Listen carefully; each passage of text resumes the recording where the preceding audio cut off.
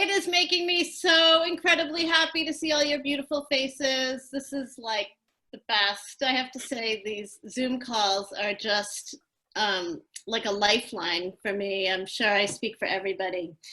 So welcome to our first ever virtual poetry slam. Yay! It's very weird to only hear myself talk. Oh, well, anyway. So a bunch of us started talking about how we might be able to connect with the TBA Arts Troupe and with our Arts Troupe family, which we all are. The last time we were together was a little stressful and a little incredible and a lot wonderful for Forbidden Forum. I still can't believe we got it in right under the wire. Just take a minute to say, oh my God, it was amazing. Forbidden Forum is like the last in-person, I think that's the last time I really had an in-person contact with anybody, which was amazing. So we were thinking about how we could connect, and we thought a really powerful way for us to connect right now would be through our words, through sharing our feelings as we're experiencing them right now. And just as an aside, I want to say that I want to really clarify that when we talk about the TBA Arts Troupe family, what we're really talking about is everyone. What it really means is that's our way to connect with the entire congregation. It's like code for, hey, we are all together, we love the arts, we love Judaism, we love each other, we love each other's families, we love each other's friends. So let's just be in this space together, whether we're on stage, behind stage, now on Zoom, or in the audience. We are together in this space experiencing something really, really wonderful. And I know I speak for myself and for Ilona when I say that there is nothing that brings us more joy than whenever we get together at every single event, there are new faces. And we cannot stress that enough, that the Arts Troupe is about embracing new people every day and every opportunity that we have. So thank you for being with us. The response has been incredible, and we're really excited to give this a try. Ilona's gonna talk a little bit about, well, recapping our in-person poetry slam, which was really the first time we were introduced to this concept of spoken word. And in fact, that when we had that experience, we were able to share something wonderful together that we can update you on. So Ilona, do you wanna recap? So I think some of you guys joined us for the first ever TBA Poetry Slam back in January. We were looking, as Amy said, for new ways to pursue the arts, to pursue storytelling, and we decided to see and give poetry a try. And the Poetry Slam was an incredible experience where we mostly were participating and enjoying the poetry that was presented to us by this group of super talented, young and interesting people. But during the course of the evening, we created 3 poems together as a community. And when I say we created 3 poems, I don't know if you guys remember this or not, but we had 3 big boards with just a simple prompt at the top. And everybody was asked to write in one word or one phrase that they were inspired to write based on the prompt. And at the end of the Poetry Slam, we collected all those sticky notes. And actually, I took them home, and I took one of the little packets, Brian Baumer took one of the packets of stickies, and Misha took one. And using everybody's words, we created 3 poems. So we wanted to share those poems with you guys right now as sort of the first part of this event. So I'm gonna start, and then Brian's gonna go next, okay? And after Brian, Amy's gonna read the poem that Misha put together, because Misha is at a dance class. Okay, so the first poem, the prompt was, I put this pen to page. I put this pen to page to be a part of this community, to heal, to begin my amazing start as a poet, so that maybe one day I can stand naked in front of you, revealing a truth that scares me. I put this pen to page under the influence and draw a blank with great trepidation. I put this pen to page, but I am not a poetic sage, and my heart comes out not knowing where it will go. I put this pen to page to say I am alive, floating, singing, being, to whistle a little tune, to rage, rage, rage against the venom of our polarized age. Please, can we turn the page? I put this pen to page to reflect about the past, present, and future so that my words live on in the wind. I put this pen to page because I can.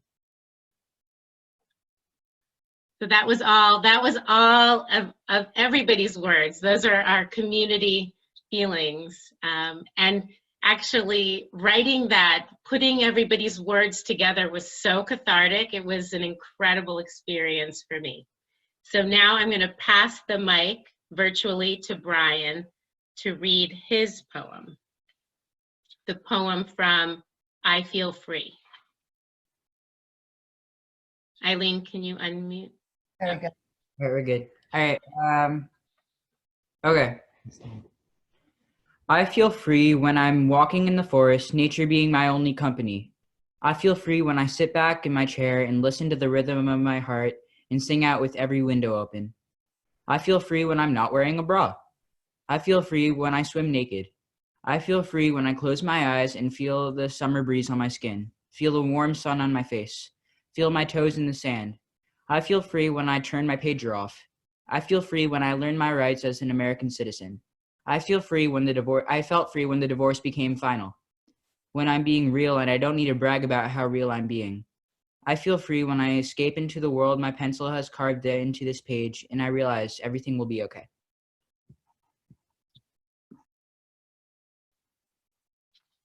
Awesome. And then Amy, will you read us, recite the most beautiful thing to me?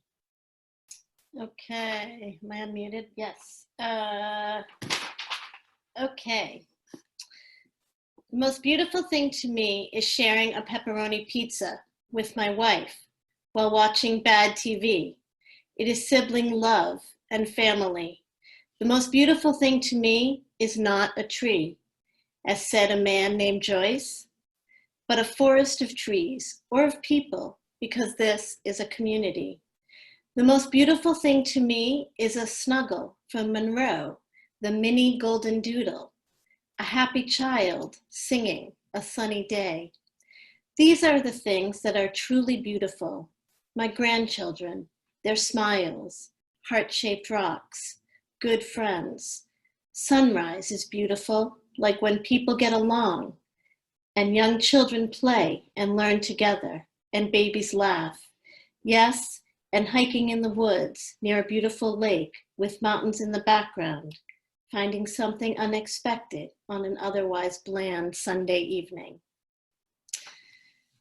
So those were the poems that we put together, and a lot of you contributed to those, so that was a lot of fun. And we'll get to the poems that we put together tonight as well. But Ilona and I thought it would be fun if we could also, if we could participate, if we wanted to share a prompt tonight, if you wanted to participate. We thought a good prompt for tonight, if you want to, we could save it for a later date. If we do this again, hopefully in person or virtually, either way, would be the prompt, When I Rise. And if you look at the bottom in the chat, does everybody see the chat down at the bottom? If you click chat, When I Rise, you could put in a word. So I just wrote in the chat to everyone the prompt, when I rise, ... So if you feel inspired over the course of the next little while, you can write in a word or thought or phrase, and that will be, as Amy said, the next poem that we come up with. yeah, we just thought it would be nice to engage, if the spirit shall move you, Yes. while we're here tonight. Okay, Ilona, you wanted to talk a little bit Yeah. about So, your you know, we did poetry slam in January, and it took me about a month of carrying the stickies around to bring them out and lay them out and look at everybody's words and feel moved by them to create that poem. And after that experience, my emotions were kind of bumping around in poetry land. Whenever I was feeling under stress or excited, I felt like I wanted to express myself in poetry, which was an unusual phenomenon that I hadn't experienced before. So I'm really grateful for the Poetry Slam. And in these last few weeks, as Lauren can attest to too, we've been going through a lot of stressful, hard days and weeks in the hospital with the coronavirus. And during a particularly challenging week, I felt really moved to write a poem that I shared with some friends, and Amy encouraged me to recite that poem today to share it with you all. After I recite my poem, we have a couple of other poets that want to share poems. So after I recite mine, then Brian is going to share an original poem. And then Harvey, our man of words, has some poetry to add as well. And then the program will come back to Amy, okay? So this poem that I wrote, I actually wrote on the 5th of April, is called Don't Sleep. Everything I knew is changed, reversed daily and turned back again. I look in the worried eyes of my colleagues, experts, friends. When will this end? What should we do? What do you do? What do they do? Keep asking, searching for truth, but don't sleep. Stay updated, stay connected, be the keeper of all the facts. But what is real? What is true? Don't sleep because answers are needed. Make it easy, make it simple. But nothing is easy and simple when nothing is real or true. People want answers. People are afraid. I am afraid and tired. Don't sleep. The work is not done. Oof. That was more emotional than I was expecting, but I was happy to share it with you guys. And just so nobody feels worried about me, I have slept since I wrote that poem, and I'm feeling a lot more restored thanks to Jeremy and my family, and a little bit of sleep and a slight improvement in the schedule. But it was really cathartic and cleansing to write down my feelings that way. Okay, Brian. All right, this is a poem I wrote about sort of to thank all the medical workers who are working for this pandemic. Yeah. All right. It's called Soldier. Every morning, the soldiers march into work. Their uniforms consist of scrubs and latex gloves, masks with drawn-on smiles, and a new form of patriotism while they risk their health out there on the front lines, pouring their lives out on a medical field. It is not a weapon they wield. In this war between us and fear, where we can't bear to check our phones to see who's winning. In a time where the world has stopped spinning, where the cars have stopped honking, where even Broadway has its lights out, these soldiers march into no man's land and show fear who's boss. We say thank you to those who, though they are stressed, will for sure end this mess with a Superman S on their chest, who save even their pawns in this impossible game of chess. They don't care that they're giving more and gaining less. They just care that they're doing more than their share to clean up this mess. So I must confess, the rest of us are sitting here obsessing over how we can't go to the gym and bench press. We should address how these soldiers bless us with a defense from the nemesis. They're doing their best to keep the earth spinning on its axis. They single-handedly are pushing the world back into orbit. They're turning all the lights back on, at least for a bit. So we have to make some noise and thank them. So from the bottom of my heart, thank you to these soldiers for not letting the world fall apart.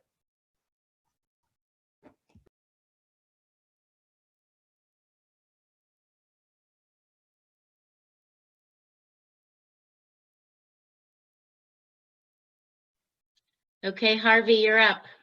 Okay, those are two hard acts to follow, but I'm going to try to do a couple of poems with Jewish themes, because I think this is a Jewish group. I got the right group here, I think it is. And the first poem is not an original poem. It is by the most famous Jewish poet ever. And this is the most famous Jewish poem ever. And my guess is the majority of you have never heard of either the poem or the poet. And the poet is a man named Judah Halavi. He was an 11th century physician, and he operated, no pun intended, in Spain, Toledo, under the Arabic and the Moorish leadership. And the theme of his most famous poem, which is called My Heart in the East, is that here he is out in the diaspora, but he really wants to be in the land of Israel. And the name of the poem is My Heart is in the East. My heart is in the East, and I in the uttermost West. How can I find savor in food? How shall it be sweet to me? How shall I render my vows and my bonds, while yet Zion lies beneath the fetter of Edom, and I in Arab chains? A light thing would it seem to me to leave all the good things of Spain, seeing how precious in mine eyes to behold the dust of the desolate sanctuary. So for thousands of years, at least 1,000 years, we've been trying to get to the East. And what's interesting about Halavi and the 11th century and 12th century Jewish poetry is much of it was homoerotic. And it was quite a surprise to me when I read several of those poems. I would thought that would be forbidden or trite, but is amongst the most beautiful poetry in 2,000 years. And now from the beautiful, in my opinion, to the ridiculous. And I have a original haiku. And a Japanese haiku, as you know, is about nature. But a regular haiku, the offshoot, is just about anything you want. It's 5, 7, and 5 syllables. And one thing I learned about haikus is that each syllable has a certain weight, and they're called morai. And that's so far above my pay grade that I ignored it completely. And the name of this poem is The Rabbi's Torah Class. Rabbi's Torah Class, impulsive God, flawed forebears, Rosenfeld's bagels. That's it. Thank you. Excellent. Ray, would you like to share a poem with us? So just to give the background, so when we decided to have this event with all of you guys and us together, we thought we would send out another prompt that would bring us together. And so the prompt that we put out to the community was, I feel connected when. And many, many, many people wrote in their thoughts. Oh, wait, is it Ray? Yes. Oh, I'm so sorry. I'm so And sorry. then- I've totally jumped the gun. Sorry. No, don't be sorry. Okay. I didn't use a prompt. No, exactly. Sorry, Ray. I totally messed that up. Sorry. Well, you didn't mess anything up because I was looking for a poem while you were talking, so it's fine. Okay. So it could be about anything. Ray is going to share an original poem, and then we're going to share some poems that were created as a result of the I Feel Connected prompt. Sorry, Ray. Your turn. Okay. I've written tons and tons of poetry. This was from January when Howard and I went to a beautiful park in Needham near the JCC. It's called Walking. We love to go out walking on these not so cold days. It's good for our health in so many ways. But there's one thing that bothers me along the way. It's how some folks litter and go on with their day. Have you ever seen trash on a fresh pile of snow? Why people do that, I will never know. With all the talk about our environment, you'd think most people would care. When I see people littering, do I say something? I don't dare. We all have a responsibility to do our small part. Pick up 1 or 2 things. You don't need a cart. So when you're out walking and see a bottle or can, take it home to recycle. I'll be your biggest fan. That's it. Oh, thank you, thank you, thank you. I have plenty, but I'm going to wait my turn. So the next. Okay. Ilona, do you want to set us up for, as you were saying? Sorry, as I was saying, we sent out to the community another prompt. This time the prompt was, I feel connected. And many, many of you and many other people from our community that aren't tuned in today sent in their thoughts and phrases. And Bev wrote an entire poem even. So Bev's going to share her original poem based on this prompt. And then Tony took all of everybody's individual thoughts and phrases and crafted them into 2 poems that Tony and Neil are going to share with us. So Bev? The chaos of this terrible COVID-19 pandemic. One day I asked myself in my life, what have I been connected to that made me simply smile? So I made a list and then just sat a while to reminisce. And you know what? The day looked a little brighter. So I feel connected with love when I'm hugged by my children, grandchildren, and great-grandchildren. I feel connected with laughter as a young girl when I jumped into a large pile of leaves my brother had just raked together. I feel connected with innocence when playing with my babies a few months old to hear a real laugh from them. I feel connected with fear when at summer camp I had to dive off the pier into the lake water, and suddenly I soared up so proud. I feel connected with sadness when my beloved pet grew too old to go on. I feel connected with unknown territory when I was young after I had my first romantic kiss. I feel connected with hope when I saw a red robin on a tree branch after a winter snow. I feel connected with life in its glory of joy, unknown journeys, sadness, and hope. Thank you.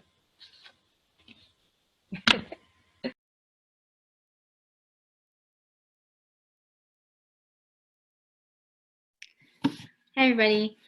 So I'm going to read the first poem that compiles all of the responses that you and others sent in. Okay. I feel connected when the arms of my friends envelop me, no matter the distance and space or time. I feel connected when I wear my grandmother's earrings, and her memory is a blessing.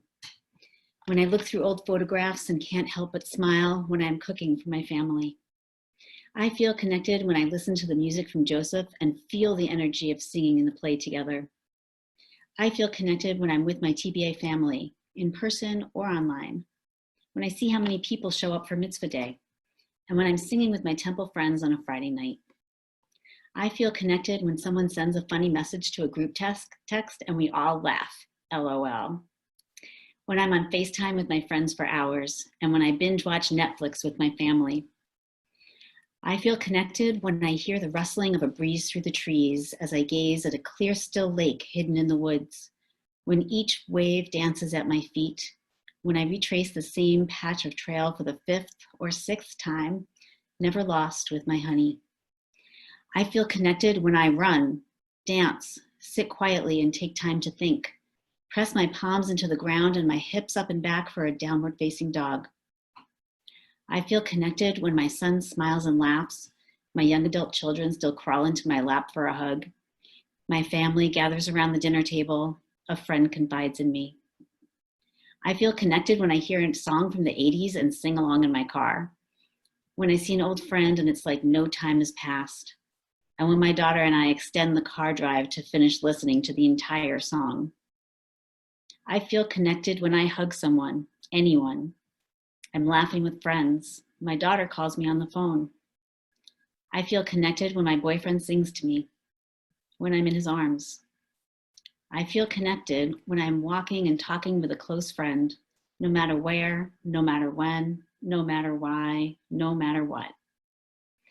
I feel connected when I know that something I've done mattered. It's all yours, Neil. Thanks. Okay. I didn't put this together, Tony did, but I will read it. I feel connected. I feel connected when I'm holding someone's hand, dropping off food on someone's doorstep, helping someone, anyone. I feel connected when sending letters and photos to my mom, who is alone in her house in Pennsylvania, talking to friends and family in person, keeping in touch with friends with whom I cannot visit, not yet.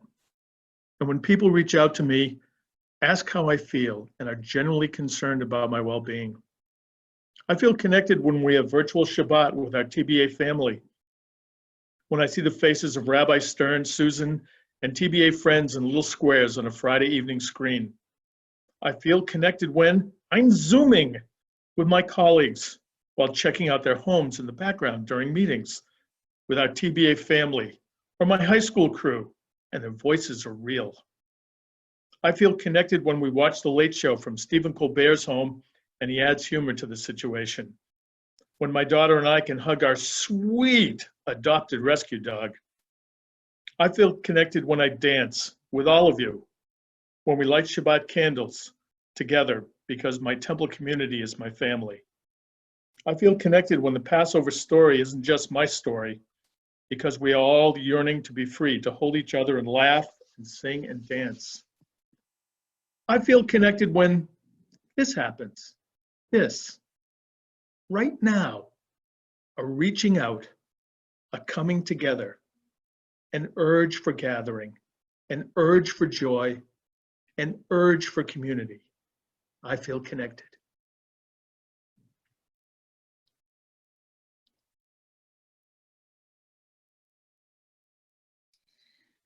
That was amazing.